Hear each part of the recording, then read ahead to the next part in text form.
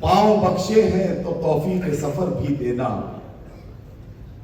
گفتگو تو نے سکھائی تھی کہ میں گونگا تھا, اب میں بولوں گا تو باتوں میں اثر بھی دینا. گفتگو تو نے سکھائی تھی کہ میں گونگا تھا, اب میں بولوں گا تو باتوں میں اثر بھی دینا. خدا بندہ میں تیرے نام سے آغاز کرتا ہوں, تیرا بندہ ہوں, تیری رحمتوں پر ناز کرتا ہوں. فقط تیری مدد اور استعانت کے بھروسے پر مجھے اڑنا نہیں آتا مگر پرواز کرتا ہوں.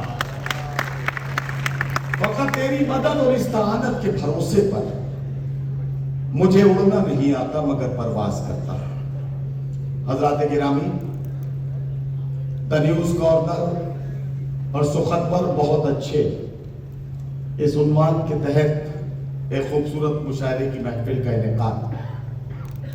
اردو زبان اور تہذیب کا جشن, اس جشن کے طور پر اردو زبان اور اردو تہذیب کے ذریعے سماج کی ناہمواریوں کا ذکر کرتے ہوئے نئی نسلوں کی تربیت کی ذمہ داری جو ہم شورا کے ذمہ آئی ہے اس کو ہم شروع کرنا چاہتے ہیں.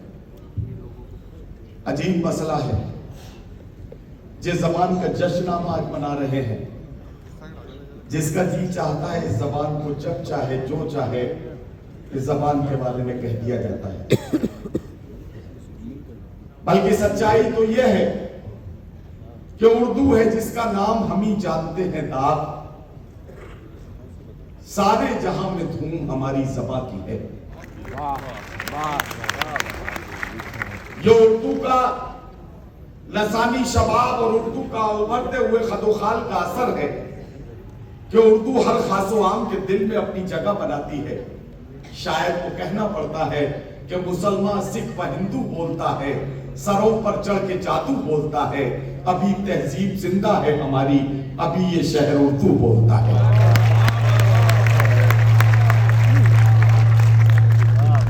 بھائی ذرا اس کو صحیح کر لو یار.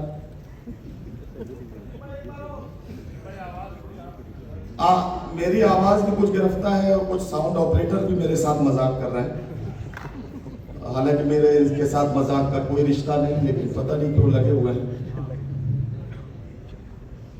مسلمان سکھ و ہندو بولتا ہے, سروں پر چڑھ کے جادو بولتا ہے, ابھی تہذیب زندہ ہے ہماری, ابھی یہ شہر اردو بولتا ہے. حضرات گرامی, بڑے درد کے ساتھ ایک بات کہتا ہوں, کسی سیاسی پارٹی سے نام لے کر کوئی شکایت کروں اس کا کوئی فائدہ نہیں. میں تو صرف ایک بات کہتا ہوں, سیاست نے اردو کے ساتھ یہ عجیب کھیل کھیلا ہے.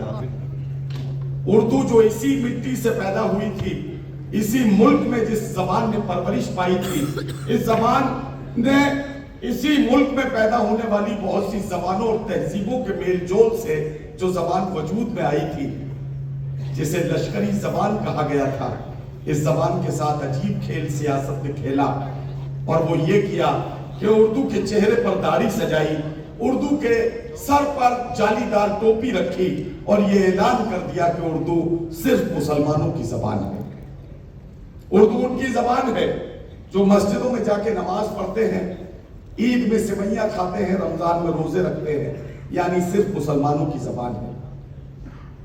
اردو نے تڑپ کے کہا, کرے ظالموں صرف مسلمانوں کی زبان قرار دینے سے پہلے ایک بار تو غور سے میری طرف دیکھو. تم جو کہہ رہے ہو کہ میں صرف مسلمانوں کی زبان ہوں, اگر تم نے ایک بار محبت کی نظر سے مجھے دیکھ لیا تو تم بھی یہ ماننے کے لیے مجبور ہو جاؤ گے کہ میں کسی بھی مخصوص مذہب, نسل, گروہ کی زبان کبھی نہیں تھی. ارے میں تو آنند نارائن ملا کی زبان ہوں, میں برج نارائن چکبس کی زبان ہوں, میں دیا شنکر نسیم کی زبان ہوں, میں منشی پریم چند کی زبان ہوں, میں کرشن بہاری نور کی زبان ہوں, میں کنور مہندر سنگھ بیدی صاحب کی زبان ہوں. سینکڑوں ایسے نام ہیں جو اس فہرست میں سنائے جا سکتے ہیں. اسی لیے شاعر کو کہنا پڑا کہ عرب سے جو آئی زباں میں نہیں ہوں, فقط ایک زبان مسلمہ نہیں ہوں, कोई जाके मेरे उर्दू से ये कहते ये मेरा मक्का है मैं मेहमान नहीं। कोई जाके मेरे उर्दू से ये कह दे ये मेरा मक्का है मैं मेहमान नहीं हूं। और अब उर्दू का दर्द दो लफ्जों में, दो मिसरों में सिर्फ। जुल्म उर्दू पे भी होता है इसी निस्बत से, लोग उर्दू को मुसलमान समझ लेते हैं।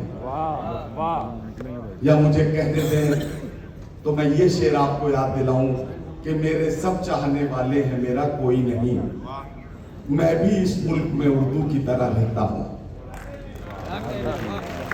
यह हमारा दर्द है जो हम बयान कर रहे हैं। लेकिन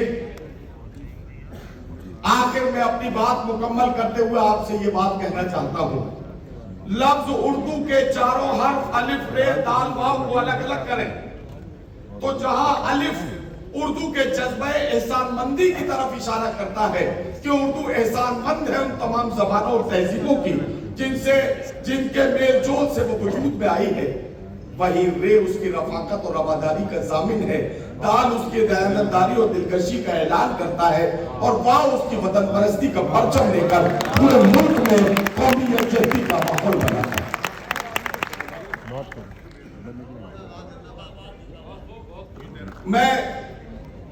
हम फख्र करते हैं इस बात पर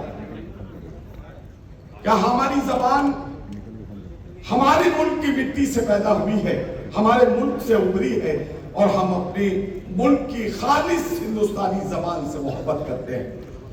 बहुत शुक्रिया आपका।